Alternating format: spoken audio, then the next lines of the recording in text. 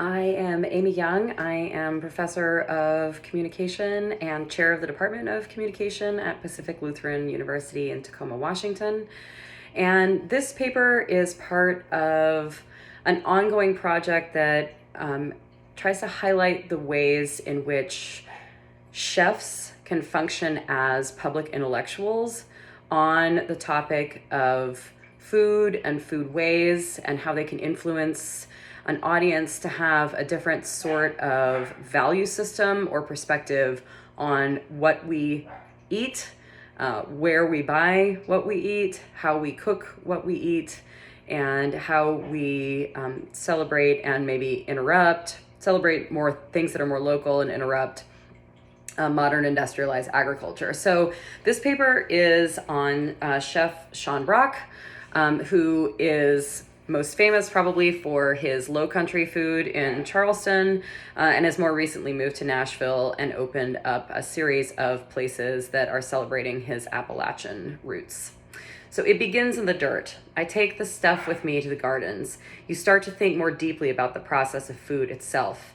I find that the connection between table and dirt runs through a farmer and his or her garden just as much as any chef's inspiration.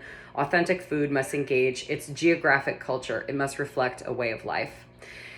In this paper, I posit that dirt offers rhetors a physical and symbolic topos to invent responses to modern industrialized agriculture, or MIA, that frequently displaces food's origins. When food's origins are opaque, a return to physical, technical, and political context offers a powerful critique. To make this argument, I show the intersections between topoi and terroir through Chef Sean Brock's newest cookbook, Heritage. And here I outline the ways that Brock, as public chef intellectual, PCI, rhetor, and others like him can use dirt literally and figuratively and rhetorically to challenge dominant narratives and practices of industrialized food culture.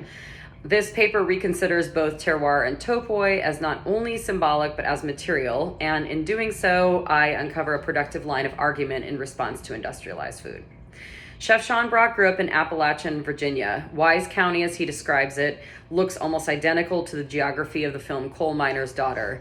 Brock's childhood centered around gendered notions of food. Every family had a garden. Every man stocked his freezer with venison and catfish he had hunted or caught. Every woman pickled and preserved and put up food in her larder. Though none of this food was fancy, there was inherent status attached to this kind of self-sustaining semi-agrarian existence so prevalent in Southwest Virginia. Culinary school took Brock to Charleston, South Carolina, where he attended Johnson and Wales. Upon graduation in 2000, Brock was chef tournant at Peninsula Grill in Charleston, then sous chef at Le Maire in Richmond, executive chef of the Hermitage Hotel in Nashville, and then returned to Charleston as executive chef of McCrady's. In 2010, Brock opened Husk in Charleston, which Bon Appetit named Best New Restaurant in 2011. He followed the success in Charleston by opening a second location of Husk in Nashville in 2013. This coming year, he will open a reconceived McCrady's project that he's been working on for nearly a decade. Brock is obsessed with his grandmother's cast iron pans and returned to menus featuring crops that died out during Reconstruction. It is his sense of place that is what, in many ways, defines his cooking. Like other PCIs that might impart technical cooking skills, the use of proper ingredients, and images of the good life, Brock shapes the public's relationship to food. In 2014, Artisan Press published Brock's long-awaited cookbook, Heritage. On the cover of the dense hard copy volume are Brock's heavily inked forearms, his hands cupping a colorful selection of low-country dried peas and beans. The cookbook is divided into sections that hew to common physical locations on a southern farm, including the garden, the larder, and the pasture. Brock is a storyteller in Heritage.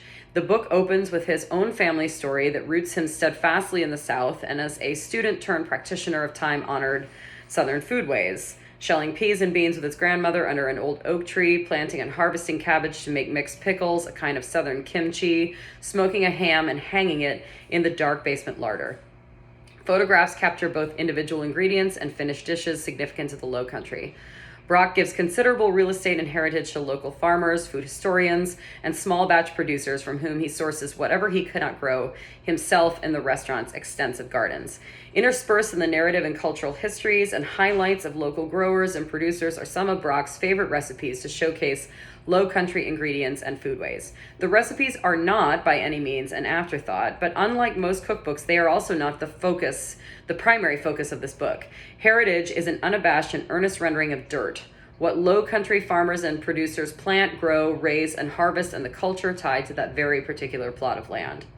There is a central irony in Heritage. Very few who buy or read Heritage live in Charleston or South Carolina's Low Country. The book is a New York Times bestseller, won a James Beard Award for Best Book of the Year in American Cooking, and won an IACP Julia Child First Book Award. Heritage enjoys tremendous circulation across the country and around the world, and yet the central argument of the cookbook is to use low country ingredients to make dishes like Hop and John, mustard greens with bene, and slow-cooked pork shoulder in tomato gravy with creamed corn and roasted baby Vidalia onions. I live in Tacoma, Washington, 3,000 miles from locally grown and sourced bene or okra. In other words, most of us cannot actually make Brock's recipes and still adhere to the central tenet of the book. Place, though, is a dissociative strategy that tethers a product to a geography, dividing it from globalized agriculture. So while we may not be able to recreate Brock's dishes using low country ingredients, we can begin to articulate place in our own food from modern and to separate our own food from modern industrialized agriculture. And so while the book is like other cookbooks, a collection of tested and tried recipes, it is more significant than that. Cookbooks are not merely repositories of recipes, but are significant texts in cultivating and naturalizing domestic habits. The book is a celebration of revival and reclamation and a blueprint for public and political advocacy on food. Heritage maps out an argument against industrialized food through an invocation of dirt, and in so doing reinforces the double orality of food as a consideration not only of physiological taste, but a larger set of political commitments. In Heritage, as in his restaurants, Brock amplifies his commitment to what I'm calling placed food, to terroir. Terroir is a wine term that describes how place expresses itself as taste. Historically, terroir emerged as a way to designate a particular plot, sometimes mere hectares of soil, as special, distinctive, and specific in terms of the fruit, the know-how, the climate, and ultimately the wine that place produced. At the time, terroir was also a political strategy. It chafed the movement toward a global wine market that was burgeoning in favor of a niche market that celebrated the hyper-local. Access to French wine through a globalized wine system enabled elites to exercise cultural capital because they could get their hands on the good stuff. In response, terroir was a business decision, a node within a broader food system, but had a significant ripple effect on wine specifically and agriculture generally.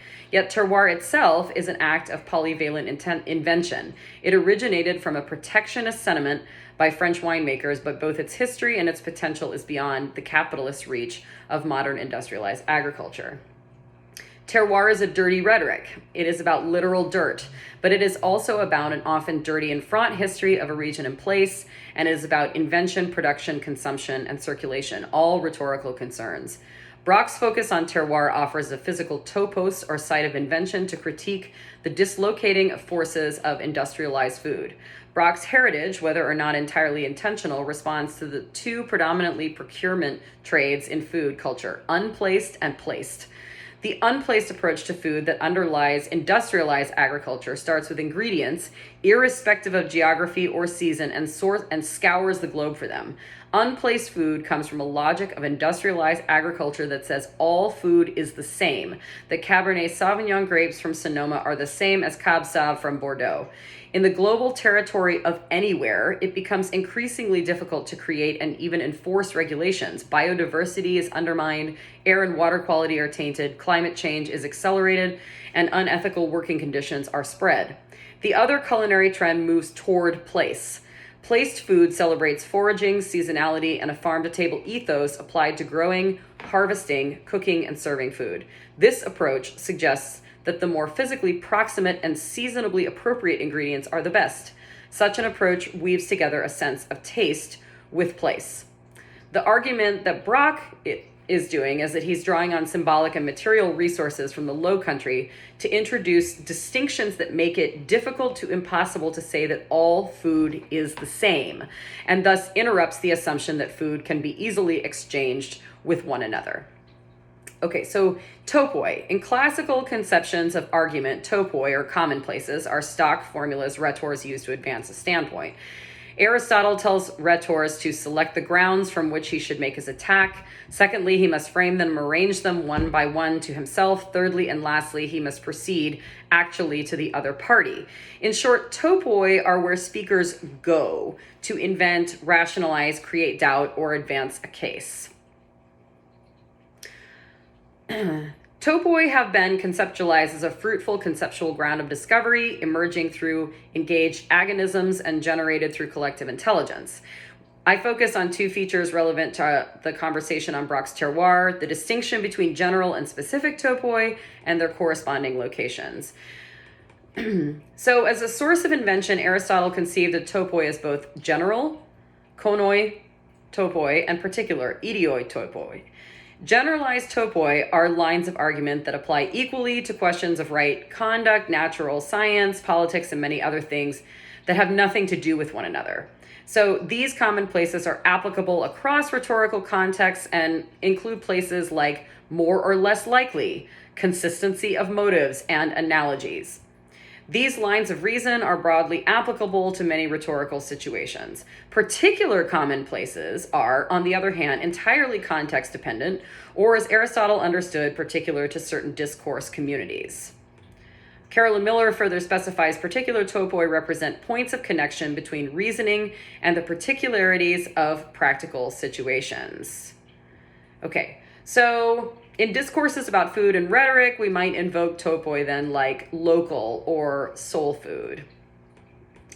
Yet rhetorical theorizing on general and particular topoi highlights the tension between sites as universally applicable and those that require subtlety and nuance for discrete situations. Topoi are also a metaphor for place, and that is really important. And as other work has been done more recently on theorizing topoi as a physical place, like Greg Dickinson's work on the suburbs for grounds of physical environment as a topos. So considering topoi as a material place requires an account of terroir. Terroir denotes a unique physical place, the way that dirt, techne, and political context come together to express region. So terroir is a particular topos anchored in a region's idiosyncrasies. So terroir is not a general commonplace, it is a specific one, this or that place. For Brock, it is South Carolina's Low Country. And yet Brock is using his terroir, his particular place, to make a more general case against large-scale farming, agribusiness, and environmental and cultural degradation. It is Brock's particular place that gives him the resources to critique globalized agriculture. So, in conclusion, this essay argues that terroir supplies rhetors with the material and symbolic resources to craft particular arguments that highlight the double orality of food as both molar, that is physiologically, and moral, social and political. I demonstrate that this merges two important lines of rhetorical scholarship: how we think about invention and the recent work on the specificity of place. The argument is that terroir is a physical place made up of dirt, techne, and political context that helps Sean Brock craft his arguments. I demonstrated how Brock celebrates the Low Country and heritage in response to a generic logic of industrialized agriculture. When an audience is asked to consider where their food comes from, it draws into relief the opaque nature of an industrialized food system. In place of the infinite logics of substitution that suggest rice is rice is rice, Brock indicates that this Carolina gold rice is unique because it grew in this ground, brought over from slaves, and cultivated in this very specific way. So how can we assess Brock's rhetorical invention? So by placing food, heritage is a transgressive rhetorical act.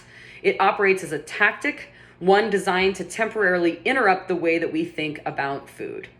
And although it does not lead to a radical revelation of food, it creates space to rethink how we organize food and understand place.